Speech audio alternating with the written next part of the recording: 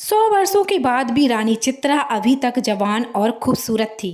विवाह के अगले ही दिन विवाह करने वाला फिर कभी दिखाई नहीं देता। क्या था रानी की उम्र का रहस्य? कभी कभी कुछ बातें इंसान की समझ से बहुत दूर होती हैं।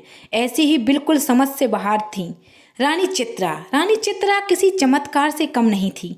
कारण था रानी की सुंदरता। कहते थे रानी ने उम्र को बंदी बना लिया है। रानी 100 वर्ष की हो गई थी, लेकिन अभी भी 25 वर्ष की भांति जवान और खूबसूरत थी। विश्वास के परे था, इसलिए तो लोग चमत्कार कहते थे। रानी एक विशाल साम्राज्य की रानी थी। कहना था कि उसे अमरता का वरदान है। समय समय पर कई तरह के कायस रानी के लिए लगाए जाते थे। माना था कि रानी के पास ऐसी कोई शक्ति है जिससे वो अभी तक युवा अवस्था में ही है। रहस्यमय होने के कारण रानी का सम्मान और उससे डरना स्वाभाविक था। रानी की आभा देखते ही बनती थी। भरी सभा में जब वो आती थी तब उनकी सुंदरता को देखकर लोग आश्चर्य से भर जाते थे। एक विशाल सिंहासन पर वो बैठती थी और स्वर्ण जड़ित वस्त्र। रानी के जूड़े में विशेष गुलाब होते थे। लोगों का मानना था कि वो गुलाब भी नहीं मुरझाते हैं। रानी सुंदर थी और ऊपर से हमेशा जवान रहने वाली रानी कौन नहीं चाहेगा। इसलिए रानी पर मोहित होने वाले राजकुमारों की कोई कमी नहीं होती थी। लेकिन रानी के यह रहस्य ही नहीं, बल्कि एक रहस्य और भी था कि अब तक रानी कई बार विवाह कर चुकी हैं, लेकिन रानी के विवाह ज़्यादा दिन नहीं टिकते। पहली रात के बाद ही रानी जिससे भी विवाह करती थी वो फिर नजर नहीं आता। एक रहस्य से भरी रानी और रानी की इतनी रहस्यमय बातें पता होने के बाद भी रानी के ऊपर मर मिटने वालों की कमी नहीं थी। एक अजीब मनमोहन था जो सबको उसकी ओर खींचता था। जिज्ञासा बस ही कई रानी का होना चाहता था कि आखिर रानी के पास ऐसा क्या है जिससे वो 100 वर्षों तक भी अभी तक ज्यों की त्यों बनी हुई हैं। पड़ोसी राज्य का एक युवा राजकुमार अब रानी पर मोहित हो गया।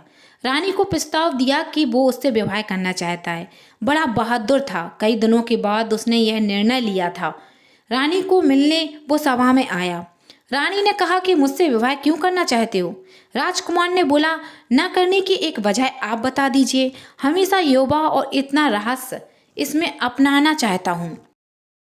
रानी ने कहा कि क्या तुम्हें पता है, बड़ी बड़ी बातें करने वाले मर्द पहली रात ही राजमहल छोड़कर भाग जाते हैं।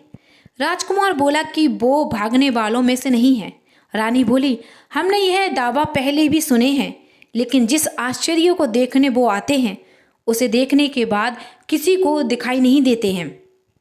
कई दिनों तक रानी ने उसे समझाने की कोशिश की, लेकिन राजकुमार अड़ग रहा। रानी ने कहा कि हमने तुम्हें बहुत समझा दिया। अब तुम्हारे साथ जो भी होगा उसके लिए तुम स्वयं जिम्मेदार होगे। रानी का विवाह एक बार फिर होना तय हुआ। राज्य में फिर से चर्चा का विषय बन गया। सभी लोगों का मानना था कि पिछलों की तरह यह राजकुमार भी एक रात के बाद अदृश्य हो जाएगा। रानी के चेहरे पर एक अभिमान वाली मुस्कान थी। सारे राज्य को सजाया गया और रानी का विवाह उस राजकुमार के साथ संपन्न हुआ। बस अब था उस रात का समय, जिस रात में कई रहस्य हैं, जिस रात के बाद रानी के कोई राजकुमार फिर दिखाई नहीं देता था। रानी और राजकुमार की सुहाग रात के लिए रानी का कक्ष विशेष रूप से सजाया गया। राजकुमार रानी के कक्ष में आया। उसे कुछ अजीब चीजें नजर आईं। उस कक्ष के भीतर एक पिंजरा दिखाई दिया जिसका दरवाजा खुला था। रानी बिस्तर पर बैठी थी। राजकुमार पहले से ही सतर्क था। उसे पता था कि रानी के कक्ष में कुछ भी हो सकता है, इसलिए उसे जागे रहना है। रानी ने कहा, क्यों इतने भयभीत क्यों हो? आज हमारी सुहाग रात है।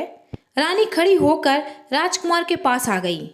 रानी उस पिंजरे के मुंह के पास ले गई। रानी ने अब राजकुमार की आंखों में देखना शुरू किया। राजकुमार रानी की सुंदरता पर मोहित हो गया। उसकी बड़ी बड़ी आंखों में खो गया।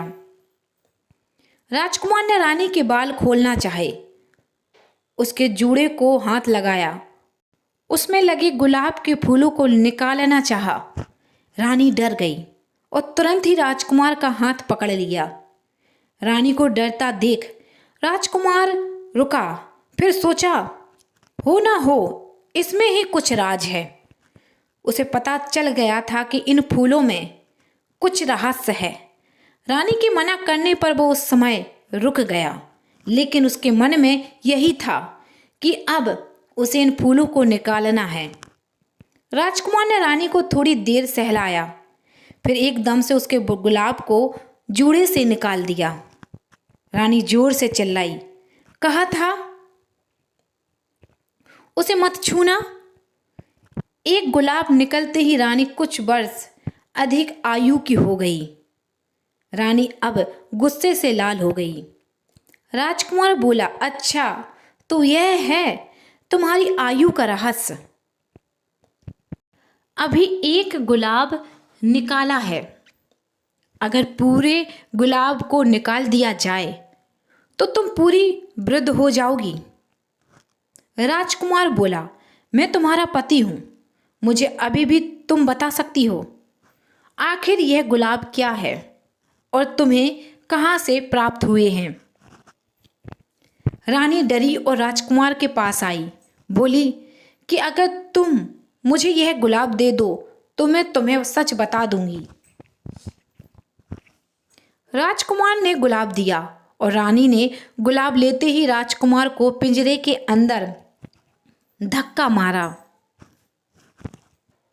पिंजरे में भीतर जाते ही राजकुमार एक गुलाब का फूल बन गया और रानी फिर जोर से हंसते हुए बोली, ले देख ले, तेरे जैसे कितने मैंने गुलाब बनाकर अपने जूड़े में लगा लिए और उनकी आयु भी मुझे मिलने से है। मैं अभी तक जवान हूँ। रानी ने पिंजरे से गुलाब उठाया और अपने जूड़े में लगा लिया। यह पिंजरा है रानी की आयु का रहस्य। रानी फिर सुबह सभा में गई और इस बार फिर राजकुमार रात के बाद दिखाई नहीं दिया, लेकिन रानी के जूड़े में एक फूल और जुड़ गया था। कहानी पूरी तरह से काल्पनिक है, इसे मनोरंजन के लिए लिखा गया है। कृपया कहानी को मनोरंजन की दृष्टि से देखा जाए। इसी तरह की काल्पनिक कहानियाँ आप यहाँ पर पढ़ सकते हैं। धन्यवाद।